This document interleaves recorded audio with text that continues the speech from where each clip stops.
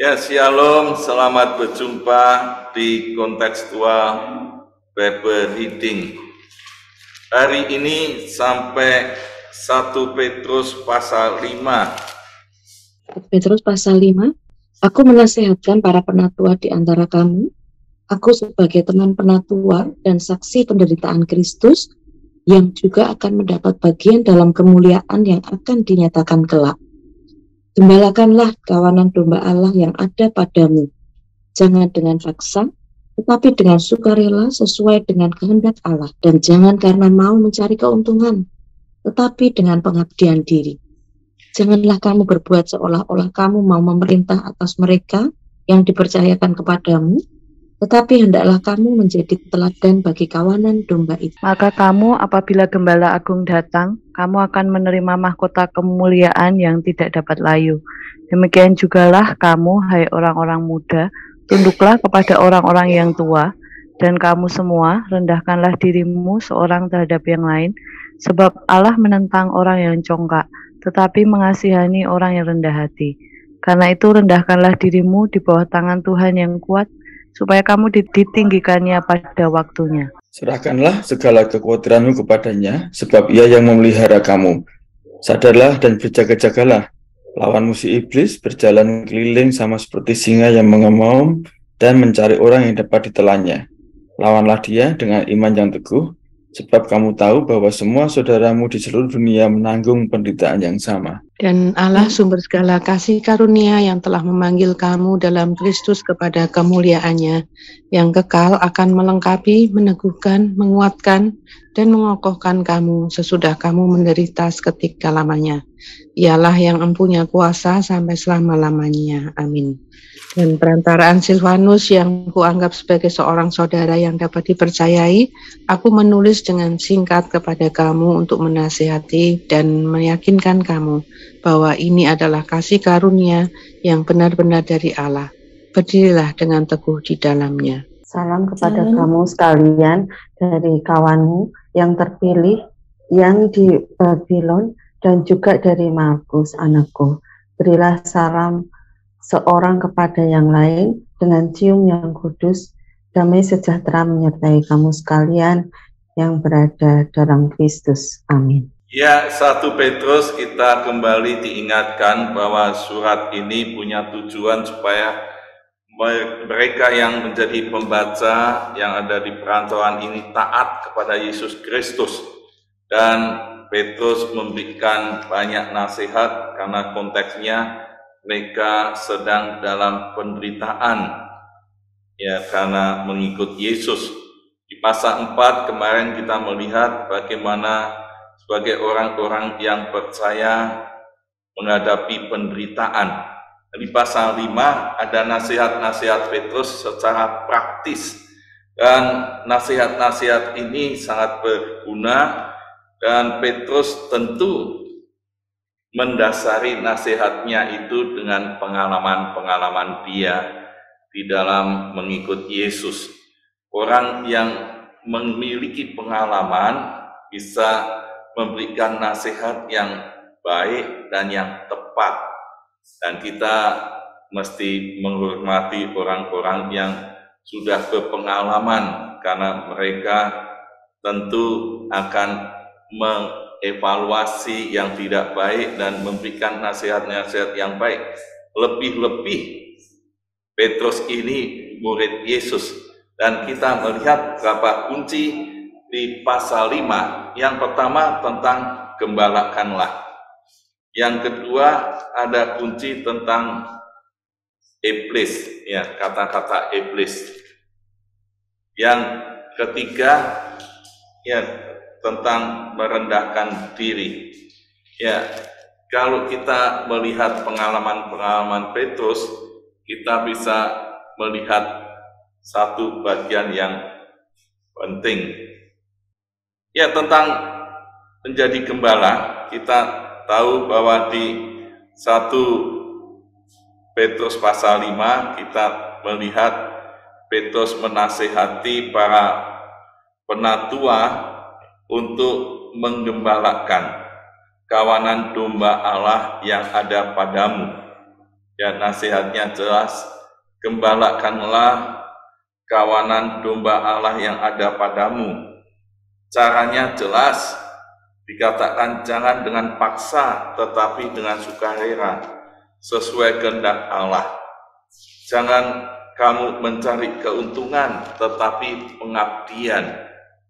Dan jangan kamu berbuat seolah-olah kamu memerintahkan atas mereka yang dipercayakan padamu, tetapi hendaklah kamu menjadi teladan bagi kawanan domba itu. Waktu Petrus di dalam mengikut Yesus di Yohanes pasal 21, kita tahu bahwa waktu Yesus bangkit, Petrus ajak kawan-kawannya, ayo kita menangkap ikan lagi. Dan semua ikut di pantai untuk menangkap ikan. Dan di situ akhirnya sia-sia, tidak mendapatkan ikan lagi, tapi justru berjumpa dengan Yesus setelah bangkit. Dan di situ kita melihat satu pengalaman Petrus. Tuhan Yesus tanya, Petrus, Simon, apakah engkau mengasihi aku lebih dari semua itu? Dan Petrus mengaku, aku mengasihi engkau Tuhan. Tuhan Yesus katakan, gembalakanlah domba-dombaku. Dan 3 kali mengatakan itu, ya, berikan makan domba-dombaku. Artinya jelas, kalau Simon Petrus mengasihi Yesus, dia mau melayani, menggembalakan domba-domba Allah ini. Pengalaman itu dan dilakukan oleh Petrus. Maka di 1 Petrus pasal 5, Petrus kembali satu pengalaman dinasihatkan pada para penatua, bagaimana kamu di dalam penderitaan Kristus mau menjadi gembala, menggembalakan.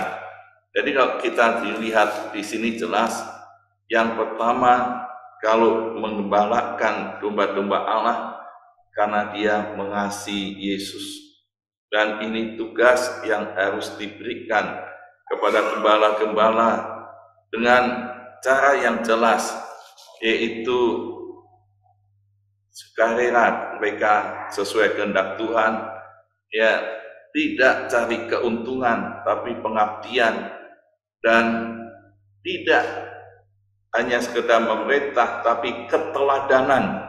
Ini yang ditekankan Petrus, karena Petrus mengalami itu, bagaimana menggembalakan kawan domba Allah, karena dia mengasihi Yesus sampai akhirnya harus disalib seperti Yesus.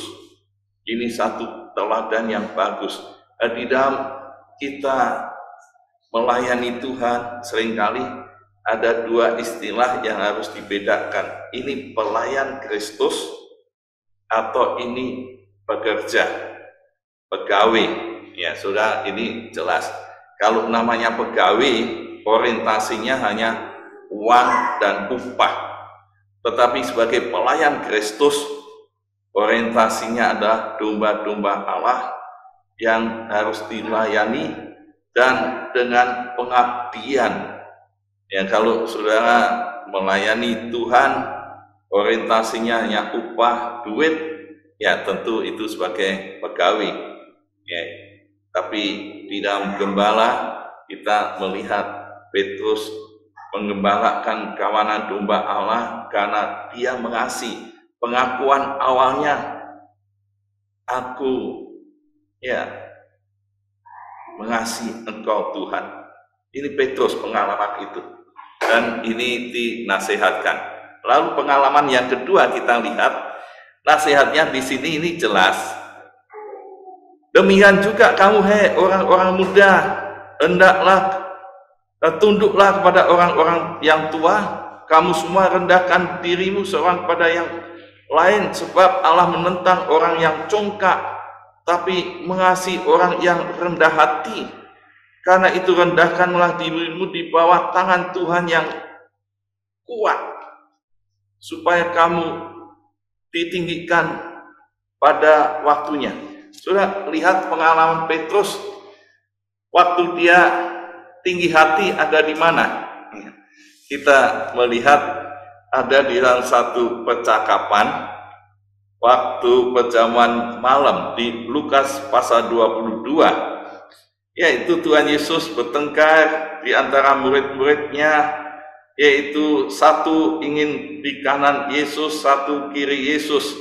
Dan Tuhan Yesus ingatkan, raja-raja dunia memerintah rakyatnya, mereka dengan menjalankan dengan tangan besi, tapi sebagai pelayan-pelayan Tuhan kamu itu yang terbesar. Dan murid-muridnya bertengkar, lalu Tuhan Yesus memberi penjelasan, kamu tetap tinggal bersama dengan aku dalam segala pencobaan yang kamu alami. Dia tetap tinggal bersama Yesus dan ada dalam penderitaan. Lalu Tuhan Yesus ingatkan secara khusus pada Simon Petrus, Simon, Simon, iblis akan menuntut kamu, menampi kamu seperti gandum, tetapi aku telah berdoa untuk engkau supaya imanmu jangan gugur. Ini ada kata iblis dan kaitannya dengan rendah hati. Apa jawab Petrus? Saudara, waktu Tuhan Yesus katakan iblis telah menuntut untuk menampi kamu seperti gandum, awas Simon, awas Simon, aku berdoa untuk kamu. Tapi jawab Petrus kita lihat, Tuhan, aku bersedia masuk penjara dan mati bersama-sama dengan engkau. Coba lihat, waktu orang mau didoakan Yesus, namanya Petrus, dia malah menjawab, sampai mati aku mau ikut engkau. Dan Yesus katakan, sebelum ayam 3 kali engkau ayam berkokok, sebelum engkau 3 kali menyangkal bahwa engkau mengenal aku. Jadi ayam tidak akan berkokok kalau Petrus belum menyangkal Yesus. Ini diingatkan Yesus, tapi dia merasa bersama dengan Yesus berani mati. Saudara, lihat kesombongan ini akhirnya menjatuhkan Petrus. Dan apa yang dikatakan Tuhan Yesus terjadi, bahwa Simon akhirnya menyangkal Yesus. Ini pengalaman Petrus. Bagaimana orang-orang yang sombong, baik jasmani, rohani, apapun, orang yang meninggikan diri itu ditentang oleh Allah. Allah mengasihi orang yang rendah hati. Nasihat Petrus pada orang-orang yang sedang mengalami penderitaan dan mungkin ada yang dalam pencobaan. Dan sudah lihat, orang-orang Kristen seringkali dalam pencobaan, penderitaan, tidak rendah hati, tapi justru sombong. Dan itu pernah dialami oleh Petrus. Dan akhirnya, sudah melihat orang yang demikian jatuh. Orang-orang yang secara rohani pun seolah-olah mau mati, berani mati untuk Yesus, ternyata jatuh juga. Ini pengalaman Petrus. Yang kedua, ketika kita lihat, Petrus katakan, serahkanlah segala khawatirmu kepadanya, sebab ia akan memelihara kamu. Sadarlah dan berjaga-jagalah, lawanmu si iblis berjalan keliling sama seperti singa yang ngaum-ngaum dan mencari orang yang dapat diterkam. Tadi kita lihat, iblis akan menampi kamu. Ini diingatkan oleh Yesus. Tetapi pengalaman Petrus yang lain kita bisa melihat di dalam Matius pasal yang ke-16, dan di situ Petrus pernah mengaku bahwa engkaulah Mesias, anak Allah yang hidup. Setelah ditanya oleh Yesus, siapakah aku ini? Dan Tuhan Yesus memuji dia, katakan, berbahagia engkau Simon bin Yunus, sebab bukan manusia yang menyatakan itu kepadamu, melainkan Bapakku yang di surga. Dan saudara lihat, setelah dia dapat pujian itu, dia berjalan bersama Yesus. Dan Tuhan Yesus menyatakan pada murid-muridnya waktu pergi ke Yerusalem bahwa ia akan menanggung banyak penderitaan dari tua-tua, imam-imam kepala, ahli-ahli Taurat. Ada penderitaan seperti orang-orang yang dikirimi surat Petrus sedang dalam penderitaan. Yesus lebih dulu menderita dan dia ungkapkan pada murid-muridnya, dan anak manusia akan dibunuh tapi dibangkitkan pada hari ketiga. Tetapi Petrus mengatakan apa waktu diberitahu Yesus? Petrus menarik Yesus ke samping dan menegur Yesus. Sudah lihat, Petrus berani menegur Yesus. Katanya, Tuhan, kiranya Allah menjauhkan hal itu. Hal itu sekali-kali takkan menimpa engkau. Saat itulah Tuhan Yesus katakan pada Petrus. Yesus berpaling dan berkata pada Petrus, enyahlah iblis, engkau suatu batu sandungan bagiku, sebab engkau bukan memikirkan apa yang dipikirkan Allah, melainkan apa yang dipikirkan manusia. Saudara, ini pengalaman Petrus ditegur oleh Yesus soal iblis. Jadi di nasihat di 1 Petrus pasal 5 ini jelas bahwa Petrus mengingatkan kepada penerima surat Yakobus supaya hati-hati. Penerima surat Petrus supaya hati-hati di dalam penderitaan. Seringkali banyak kekhawatiran terjadi, dan kekhawatiran yang terjadi seringkali hanya dipecahkan secara pikiran manusia, tetapi bukan secara pikiran Allah. Petrus menarik Yesus, menegur supaya jangan terjadi, tapi justru Tuhan Yesus katakan, enyahlah iblis. Maka Petrus juga menasihati, sadarlah dan berjaga-jagalah. Lawanmu si iblis berjalan keliling sama seperti singa yang mengaum-ngaum, mencari orang yang tepat diterkam. Ya, ini yang dapat diterkam. Sudah lihat, banyak orang tidak sadar bahwa iblis bisa mempengaruhi pikiran, dan kalau tidak waspada akan bisa diterkam. Maka lawanlah iblis dengan iman yang teguh, seperti Tuhan Yesus menegur Petrus, enyahlah iblis, lawan itu.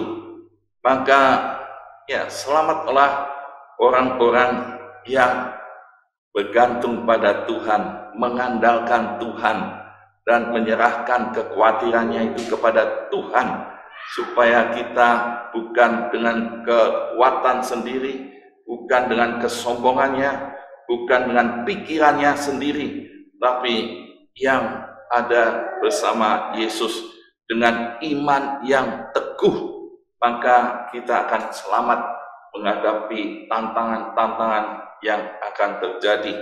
Dan yang terakhir, kita bisa melihat nasihatnya supaya orang-orang penerima surat Petrus ini menuju dalam kemuliaannya yang kekal, karena Yesus memanggil orang-orang percaya dalam Kristus supaya menuju dalam kemuliaannya yang kekal.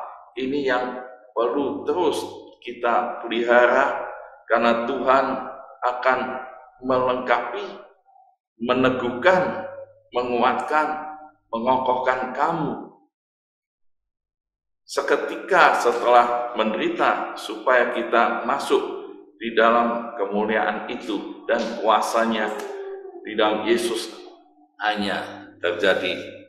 Maka amanat teksnya pagi ini kita renungkan kebenaran firman Tuhan.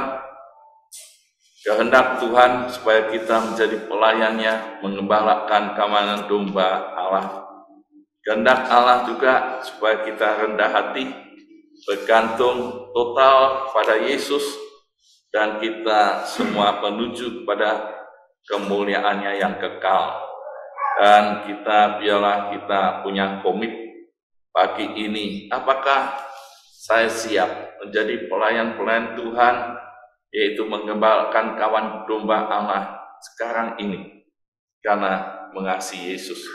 Apakah sikap saya sudah rendah hati, hidup menuju kepada kemuliaannya yang kekal. Tuhan Yesus memberkati. Ya, puji Tuhan, kita sudah mendengar firman Tuhan, ayat 6, ayat 7, rendahkanlah dirimu di bawah tangan Tuhan yang kuat, supaya kamu ditinggikan pada waktunya. Serahkanlah segala khawatirmu kepadanya, sebab Ia yang memelihara kamu. Ini janji Tuhan. Kita mau respon dengan sebuah pujian.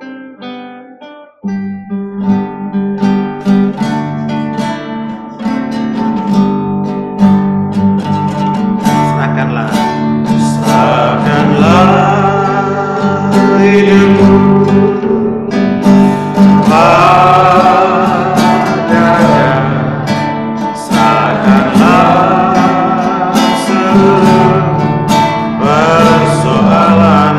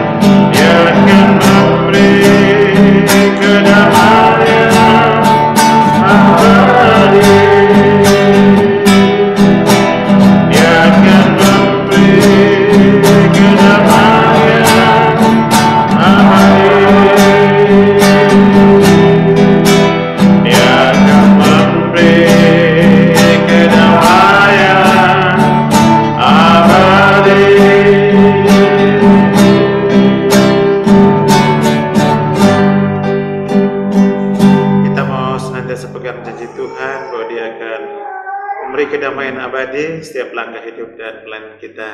Mari kita merespon firman Tuhan untuk berserah dan rendahkan diri hadapannya, beriman dan meyakini kemenangan atas segala godaan pencobaan disediakan. Mari kita berserah dan berseru kepadanya. Bapa dalam surga, kami sungguh-sungguh bersyukur untuk kebenaran firman Tuhan, memberi kedamaian abadi, ketenangan, bahwa yang rendah hati akan dipromosikan Tuhan, yang sungguh-sungguh mengandalkan Engkau, berserah dan berseru, Engkau lah yang memelihara, menyediakan segala yang kami perlukan. Kami rindu Roh Kudus memberikan semangat baru kepada kami semua. Terima kasih ya Tuhan. Di dalam nama Tuhan kami Yesus Kristus kami berdoa dan bersyukur.